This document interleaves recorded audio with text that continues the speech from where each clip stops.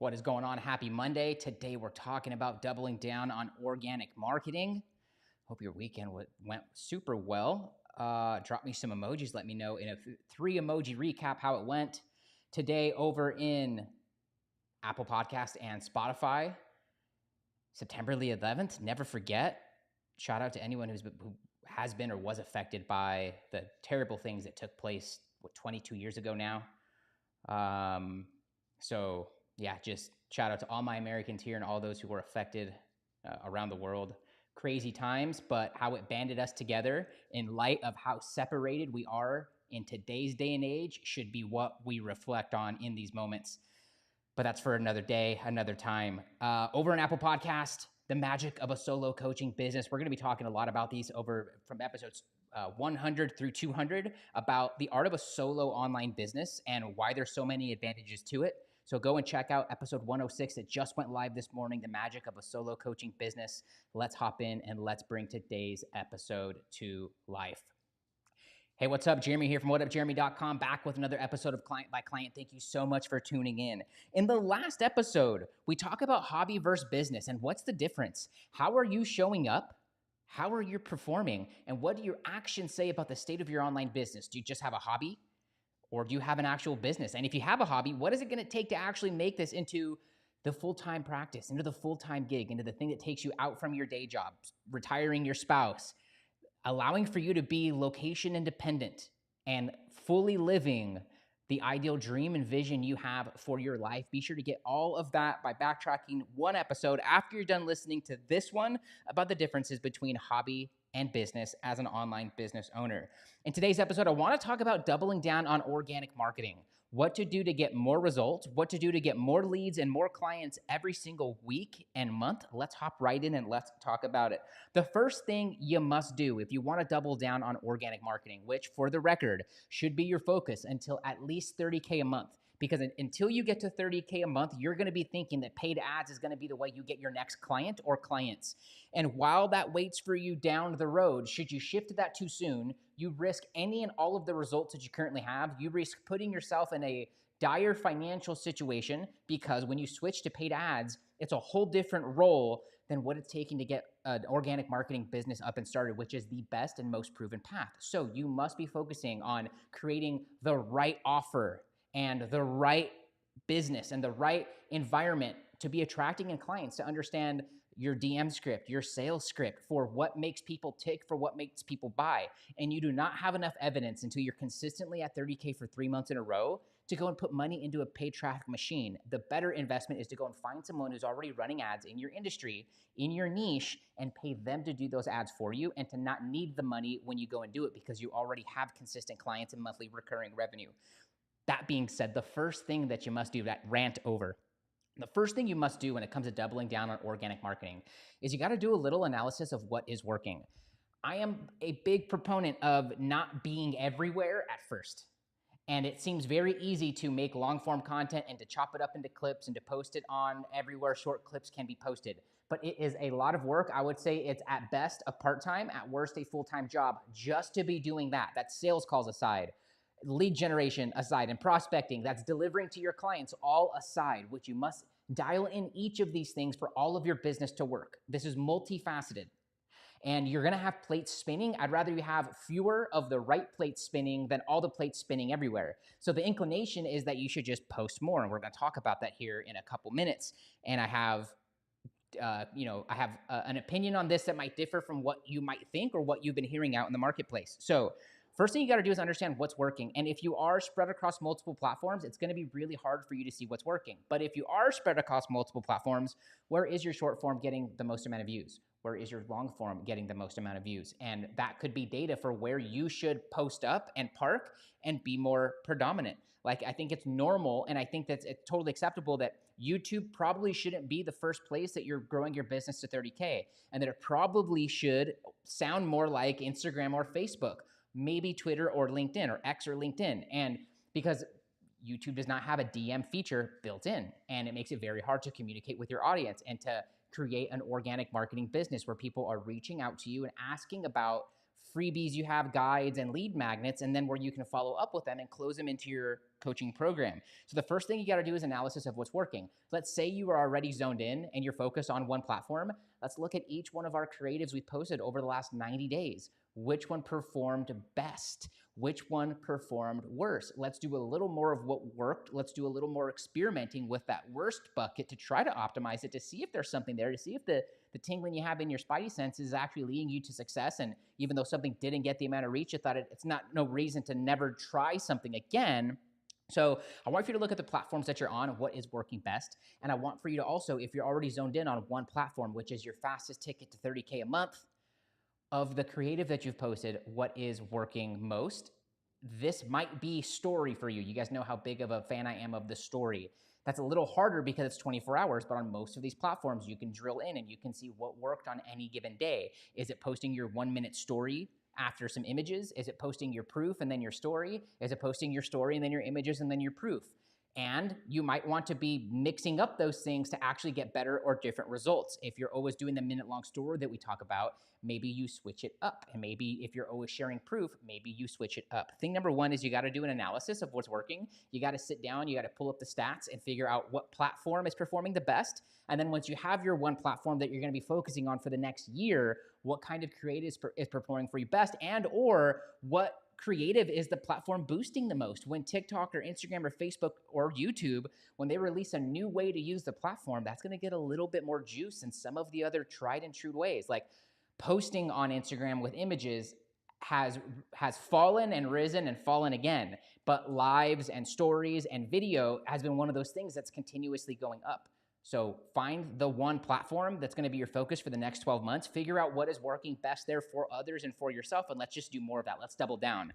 The second way that I want you to double down on your organic marketing is to figure out what game you are playing. And there are really two games that you can play once you're in one platform. It's really hard to take advantage of all the things on Instagram, of live, of story, of posting, of commenting, of carousels, of videos, of reels, when you're also over on TikTok trying to get to 10K and to try to do live and shop and creator and story and sounds and remixing and all of these things. One platform is your fastest ticket, and then using that platform as much as you can, but you got to understand what game you're playing. Is it quantity or is it quality? And there is an argument for both. If you're on TikTok, the argument for the game is a little bit more quantity than it is quality. If you're over on Instagram, the argument is a little bit more quality than it is quantity. And both of those things are up for your own interpretation. But you got to look at it and you got to understand what game you're playing so that you don't get distracted when you see what game others are playing. And when you know what game you're playing and you're going into every day not worried about the metrics, not worried about what everyone else is doing, that leaves you to be able to express your authentic and true self and come through as the passionate individual and to show off your unique character and to show off that person that you are and that human that you are, and to not allow the echoes of the world impede on your potential and your ability to show up as the best version of yourself. Second is you got to know what game you're playing. Is it quantity or is it quality? Sometimes you got to shift between the two, and I think mostly the argument is you got to be doing both at some capacity. Know the game you're playing and double down on that.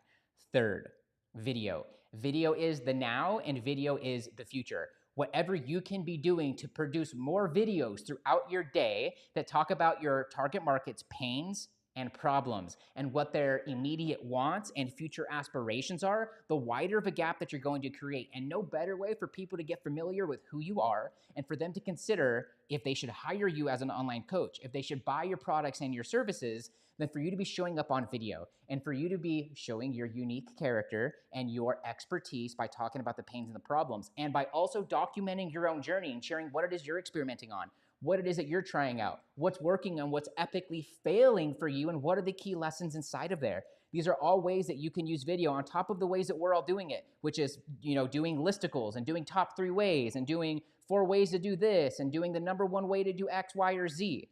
Find ways to use more video. When you look at how I'm doing this podcast, I said, look, but most people are listening, because while I'm live right now on all the social platforms, on LinkedIn, on YouTube, on Facebook, on multiple pages and groups, this becomes an audio podcast.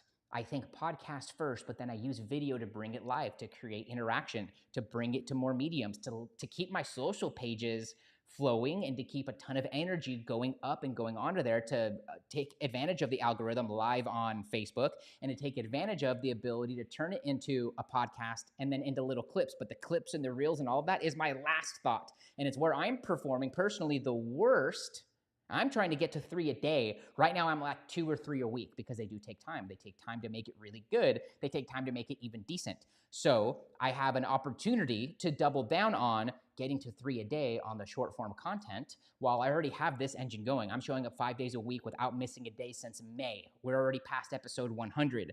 Find ways to double down on video that fit for you. My best place for you to start is a daily story, a minute, sharing what happened the day before. I promote yesterday's episode of the podcast. If you have a podcast, then promote that on your story. If you have a guide, if you have proof, if you have a story, if you have a testimonial, if you have something that's happening in front of you, use that to share a 1-minute story every single day. That way your your business looks like it's open for business. And second, you can also share things that are going on that your clients are wanting to have happen in their business and in their lives. And you're far more likely to create conversations, which is the whole goal of all of this organic marketing stuff.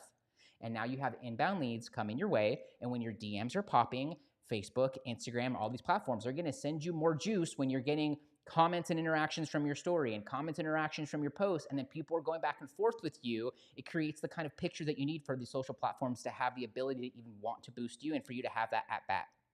Lastly, thing number 4, if you got an insight or something that maybe inspired you or reminded you to get back to something that's important to growing your business when it comes to organic marketing, take a screenshot wherever you're getting this show, share it to your story, tag me at WhatUpJeremy, or drop in the comments if you're consuming the video with what your key insight was from the show. What was the aha moment that you had?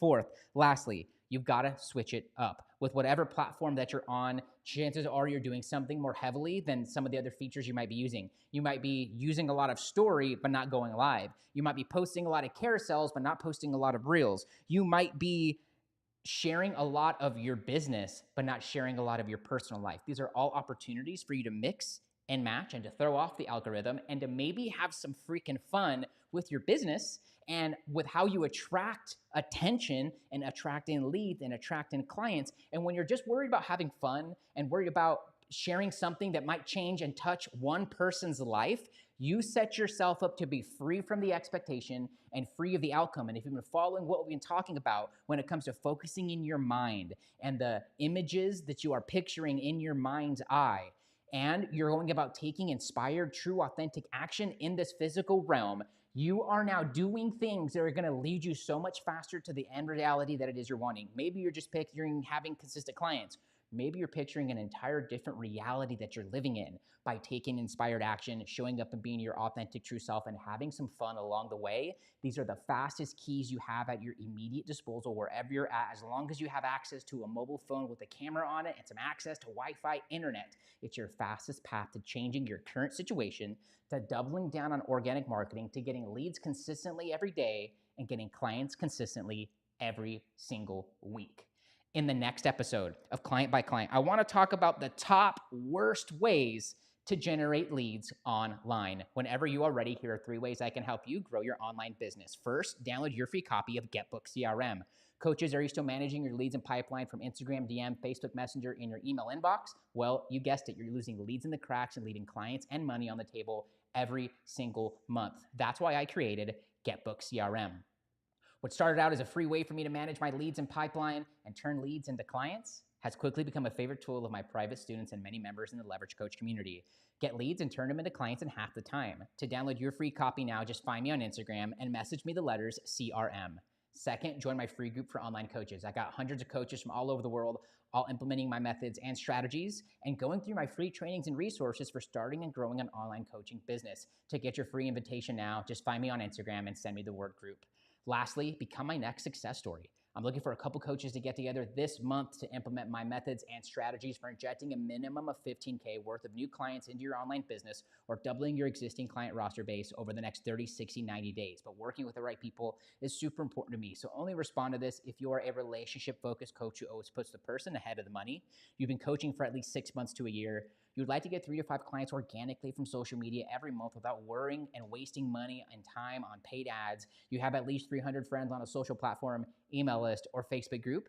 You are willing to take bold action because you know that your success depends upon it. And last but most importantly, you can keep a secret. If that's what you want, you grab your phone right now, tap that Instagram app icon, and find me at What Up Jeremy. Give me a follow and binge on some content while you're there. And then when you're ready, message me the words case study. When you do that, I'll share with you. When you do that, I'll ask you a couple questions about your online business and your vision for the next 12 months. And then I'll share with you what we have coming up this month in the Get Clients program, how we're already helping coaches from all over the world to implement my methods for getting clients every single week. And we'll also identify what part of the program will likely make the biggest impact on your business the soonest. That way you know what to expect. For all the details now, just find me on Instagram or comment wherever you're watching this podcast or wherever you're getting the show, the words case study for all the details now. That's it for this episode of Client by Client. Thank you so much for tuning in. See you in the next one. Cheers. All right, team, that's it for me. Enjoy the day, enjoy the week. Let's make the most of it. Let's get it. See you guys tomorrow. Peace out.